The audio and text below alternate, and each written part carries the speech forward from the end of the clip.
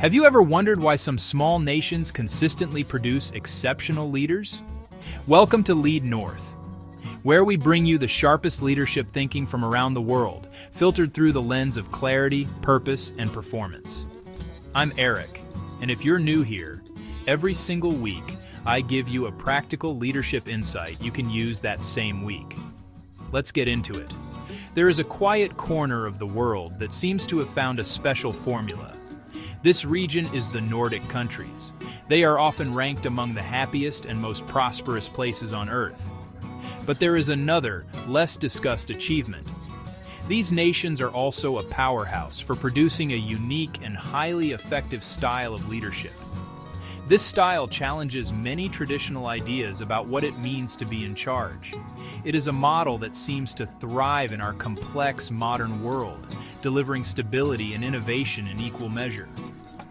This leadership model is not based on charismatic, all-powerful figures. It does not rely on command and control structures that dominate many corporate cultures. Instead, it is built on a foundation of trust, humility, and a deep-seated belief in the collective. Nordic leaders often seem less like bosses and more like facilitators. They guide their teams with a steady hand, fostering an environment where everyone feels valued and empowered to contribute. This approach has led to remarkable success across various industries: technology, design, sustainable energy, global logistics, making it a compelling puzzle to solve. The question is, what exactly is this Nordic leadership? Is it something unique to their culture, or are there universal lessons we can learn? In this analysis, we will explore this very question. We will break down the core components of the Nordic model. We will look at the data. We will look at the real-world examples that demonstrate its power. The goal is to understand not just what these leaders do, but why their methods work so well. This journey is for anyone who believes there is a better way to lead. We will investigate the practical, actionable strategies that you can apply, no matter where you are in the world. Is it possible to build a culture of trust and collaboration within a different societal context? We believe the answer is yes. The principles are universal, even if their application needs to be adapted to your own environment. The first and most fundamental principle of the Nordic leadership model is a deep commitment to equality. This is not just a vague ideal, it is a structural reality in the workplace. Nordic organizations are famous for their flat hierarchies. The distance between the CEO and an entry-level employee is remarkably small in status and in communication. You rarely see overt displays of power. Lavish executive offices are often non-existent. Private elevators are often non-existent. Reserved parking spots are often non-existent. Leaders are accessible. They eat in the same canteen. This approachability demystifies leadership. A Nordic manager is less likely to issue direct orders.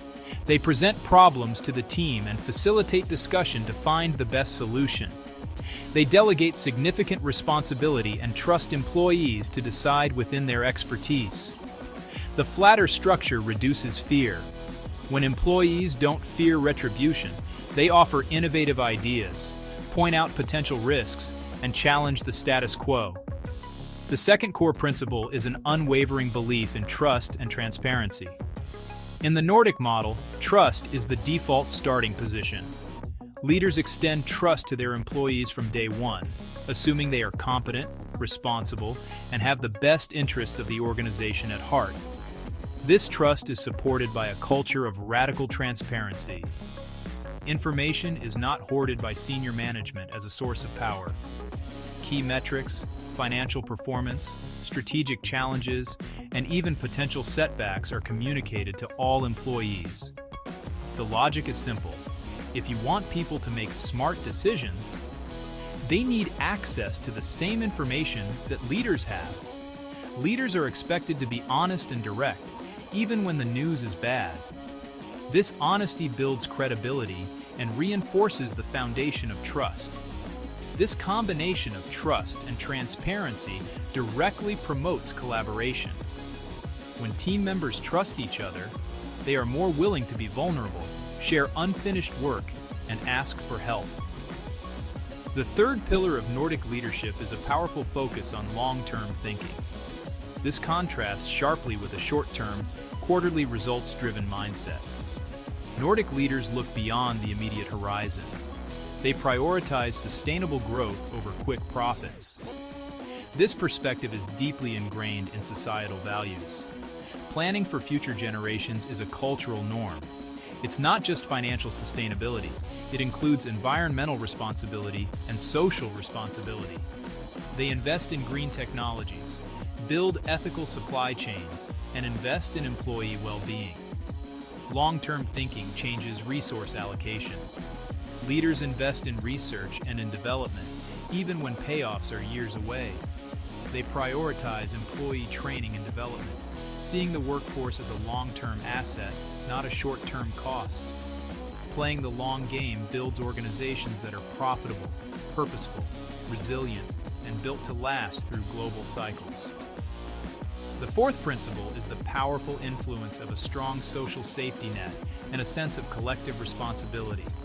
Universal health care, subsidized education, generous unemployment benefits, parental leave benefits. This security fundamentally alters the relationship between employees and employers. This structural safety net allows for greater risk-taking at both the individual and organizational levels. Employees feel more empowered to challenge their managers, to suggest bold, unconventional ideas, knowing that a single failure will not lead to personal ruin. This sense of security is coupled with a strong cultural emphasis on collective responsibility. The Nordic mindset is often described as "we before me." A leader sees their primary duty as ensuring the team has what it needs to thrive. They take responsibility for failures, but are quick to distribute credit for successes. When we talk about the Nordic region, we are referring to 5 distinct countries: Norway, Sweden, Denmark, Finland, Iceland. Each nation has unique history, language, culture, yet they share deep-rooted common values. Hierarchies are flatter. Information is shared openly. Decisions are made through consensus, creating ownership. That creates powerful psychological safety. Employees are unafraid to speak up, to challenge ideas, or to admit mistakes. The foundations of Nordic leadership are laid much earlier, within the walls of the education system. The educational philosophy emphasizes teamwork, critical thinking, and problem-solving over rote memorization and individual competition. Unlike hierarchical systems, the Nordic classroom positions the teacher as a facilitator. Students are encouraged to ask questions, challenge assumptions. This breaks down traditional power distance between student and teacher. It normalizes the idea that good ideas can come from anyone. When these students enter the workforce, they are primed to collaborate, share credit, and lift others up to achieve ambitious goals. The system of collective bargaining is another powerful institution shaping Nordic leadership.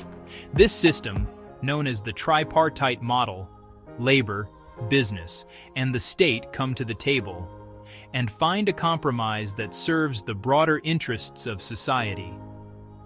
Leaders learn that sustainable solutions are found through collaboration and mutual respect. They are conditioned to see their employees not as adversaries, but as social partners. The process of collective bargaining teaches leaders the art of active listening and empathy. This creates a culture where decisions are expected to be based on facts, not on whims or power plays. Nordic leaders are accustomed to justifying their strategies with clear data. The Nordic preference for flat hierarchies has roots that stretch back centuries, arguably to the Viking Age. The leader or chieftain was often a first among equals, whose authority depended on his ability to persuade others and build consensus. In the modern boardroom, this legacy manifests as a preference for consensus. A Nordic CEO is highly unlikely to make a major strategic decision without extensive consultation. A leader who acts in an arrogant or dictatorial manner will quickly lose the respect and cooperation of their team. To be effective, a leader must adopt a style based on humility, listening, and persuasion. In the Nordic model, leadership is not a right of rank. It is a trust that is continuously earned through action. Let us move from principles to practice. Our first case study is a major Norwegian energy company, operating with a deeply embedded philosophy of delegated decision-making. Critical operational decisions are not made by executives in an office tower, but by the engineers, geologists, and technicians at the source of the action. A manager's role is therefore not to provide answers, but to ensure their teams have the right information, resources, and a clear strategic framework. A concrete practice is the use of clear decision mandates.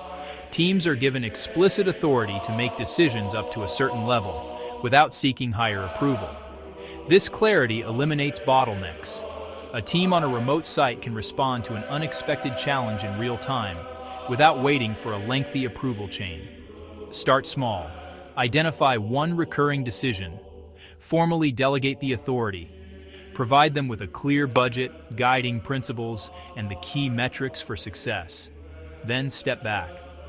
Our second case study takes us to a fast-growing Swedish tech firm. Built its entire culture around the principle of radical transparency. Every employee has access to a real-time dashboard displaying key business metrics, monthly recurring revenue, customer churn rates, product development timelines. When a junior developer can see how a delay in their project directly impacts quarterly revenue targets, they gain a deeper understanding of their role in the bigger picture. One powerful practice is the open meeting policy. Minutes and key decisions are published for all to see, demystifying decisions and building trust. You can start implementing this. First, make your team's KPIs visible. Second, publish your next meeting's agenda, and consider inviting an observer from another department. Our third case study is a world-renowned Danish design and manufacturing company. The secret to their sustained creative excellence lies in a deeply ingrained culture of feedback. Feedback is not a dreaded annual performance review. It is constant, informal, and multidirectional. It is seen as a gift, a tool for mutual improvement. Feedback focuses on the work, not the person. How might we solve the stability issue?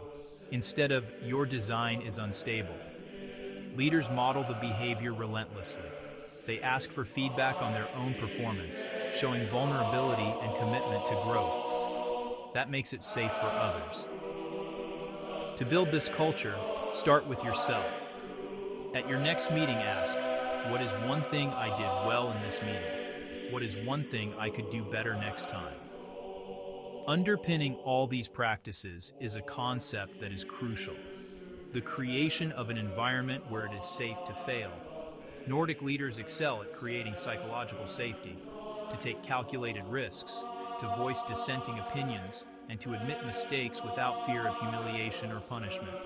When a new software feature is released with a bug, the manager's first question is not whose fault is this, but what can we learn from this? This transforms a failure from an individual's mistake into a valuable organizational asset, a piece of knowledge that makes the entire system stronger.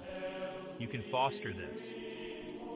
The next time a team member informs you of a mistake, consciously manage your reaction. Thank them for bringing it to your attention early. Frame the conversation around learning, not blame. We have journeyed through the core principles, cultural roots, and practical applications of the Nordic leadership model. The remarkable success of this approach is a powerful combination of three interconnected elements: a default to trust, a relentless focus on competence, and societal systems that support human security. The model produces leaders who are humble facilitators rather than heroic commanders. They see their role as creating the conditions for others to succeed. They build flat structures, practice radical transparency, and embrace safe failure because continuous learning is the only sustainable competitive advantage. In essence, the Nordic model is a system that systematically reduces fear and replaces it with psychological safety. When fear is removed, what remains is the creative, collaborative, and problem-solving potential of its people. Understanding the Nordic model is one thing, applying it is another. It begins with a conscious choice to lead differently. The potential rewards: a more engaged team, greater innovation, and more sustainable results. First, delegate one decision. Second, make one piece of information more transparent. Third, actively solicit feedback. Fourth, change your response to a mistake. Fifth, shift the ratio of your communication. These are not revolutionary acts, but they are the foundational building blocks of a new leadership style. This is a calm and confident call to action. Do not try to implement everything at once. Choose one of these 5 steps and practice it for a month. Measure the results in the quality of your team's conversations and the energy in the room. The Nordic model is not a magic formula, but a practical and proven path to building more resilient, innovative, and ultimately more human organizations. See for yourself how this quiet leadership style can produce powerful results. No matter where in the world you lead, I want to know what you liked. Drop it in the comments. I read every single one. If this gave you one idea you can use this week, hit subscribe. Every week, new leadership insight, no fluff, no filler. See you next time.